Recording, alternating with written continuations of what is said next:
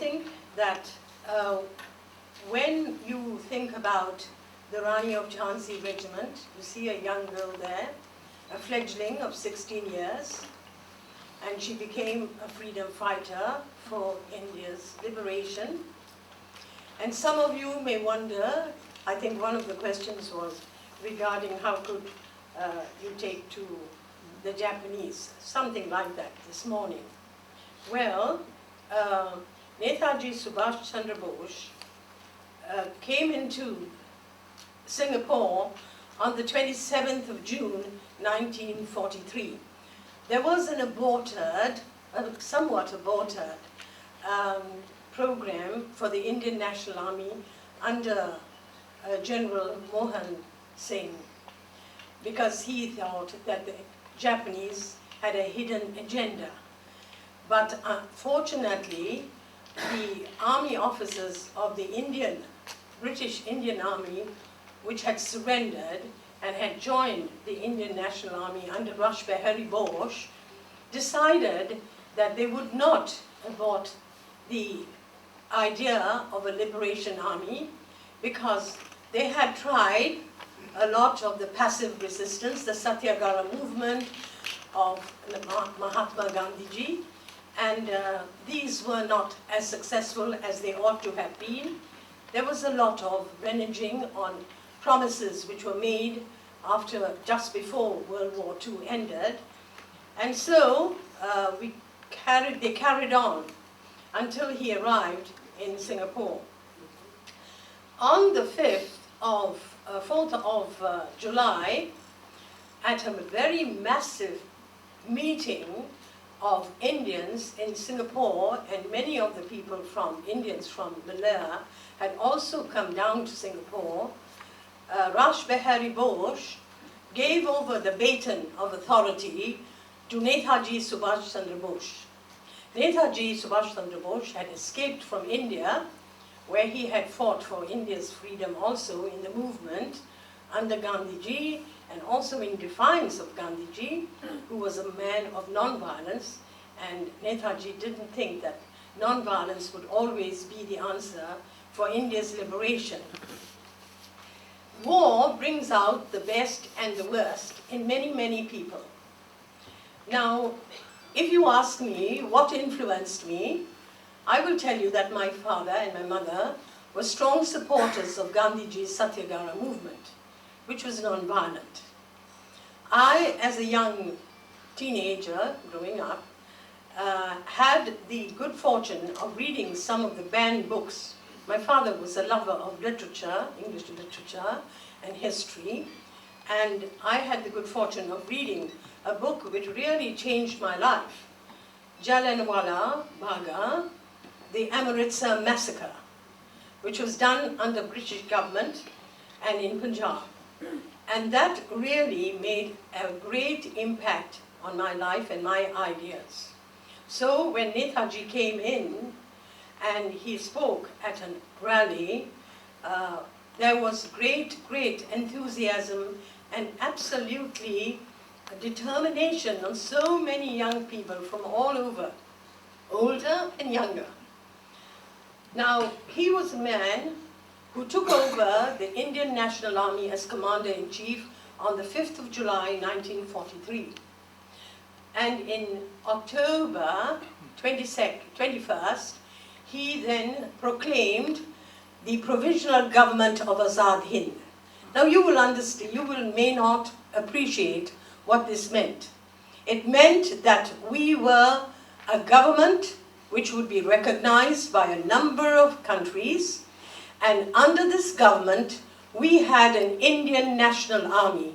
We had the Indian Independence League, which was a civilian movement, and together, we would go together to fight for India's freedom. At this point of time, Japan offered a hand of friendship. He made it quite clear that today's friends, if they attempt tomorrow to become envious or have ideas of establishing control over India, they will face the wrath 1,000 times more fierce and more determined than the British face today on the subcontinent of India. To understand the motivation of the spirit of sacrifice which young girls and women, young and old, were imbued with, one has also to understand that this revolutionary army was fully organized. The provisional government of Azad Hind, Free India, also gave the INA its legal status. Netaji established the provisional government of Azad Hind with the main aim of giving it greater and total legitimacy. The governments of Japan, Germany, Italy, Republic of Ireland, Manchuria, Burma, Thailand, Philippines, and part of China, and Indonesia, all recognized the provisional government of Azad Hind. Patriotism grew even greater soon after the establishment of the provisional government of Azad Hind and the declaration of war against the Anglo-American powers in India was announced. Japan soon showed its sincerity by handing over the Andaman Islands and the Nicobar Island to the provisional government of Azad Hind. These were named Shahid and Swaraj. For all the Indians in Southeast Asia, this was a great event. To the Rani of Jhansi regiment, we made our way, young girls, women from all parts of the world, of Southeast Asia. Training was in full swing with all the practical know-how on arms, which meant rifle, machine gun training, range practice, bayonet charge skills, tactical courses, night marches, assault charges, and exercises. Everything that an infantry soldier and regiment had to undergo, we underwent. And this is no fairy tale.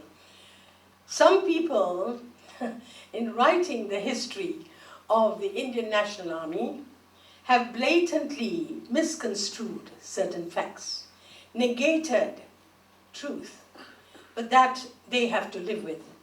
History, after all, will be written and rewritten, just as the British government, which today has had a much more healthy attitude towards writing and rewriting errors in the history that they have produced earlier. There were night marches with coaching on map reading and moving in assault maneuvers towards set targets.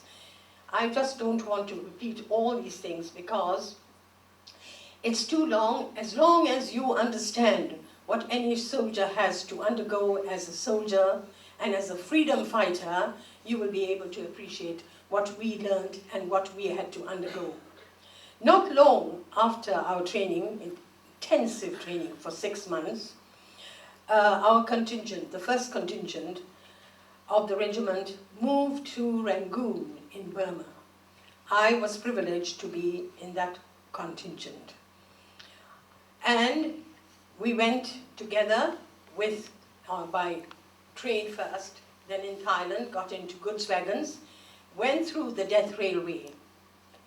And finally, we reached Rangoon. A long journey, lots of pathetic sights. What was related about the Australians who managed and built the death railway is actually factual. There were also Indians who were brought into that area to help. There were Indian laborers from the estates that were conscripted and brought in. You know, we arrived in Rangoon, and the rumor, nobody believed that these girls from sheltered homes and women who had left their families and husbands to come to fight for freedom, were they really soldiers? Or were they like the Japanese comfort girls? Netaji, it's not a joke. Nothing is a joke about the comfort girl. We were fortunate. We were soldiers. We could fight. We could kill and be killed, and we were ready for that. Netaji had great foresight. He informed us all as soon as we arrived in Rangoon that we would have public demonstrations of all the military training that we had undergone, and this would be done within a fortnight of our arrival. The top brass of the Japanese, the Burmese, and others gathered together with Burmese President Barmore, the Chief of Staff, General Aung San, and Count Roshi, the Japanese leader, and their wives. And they came, and we gave them a demonstration which lasted 2 days. And we had a night march, an assault at night in a marshy paddy environment, paddy field environment. The Rani of Jhansi Regiment was, as in the case of the INA, recognized as an essential part of the independent fighting force under the provisional government of Azad Hind.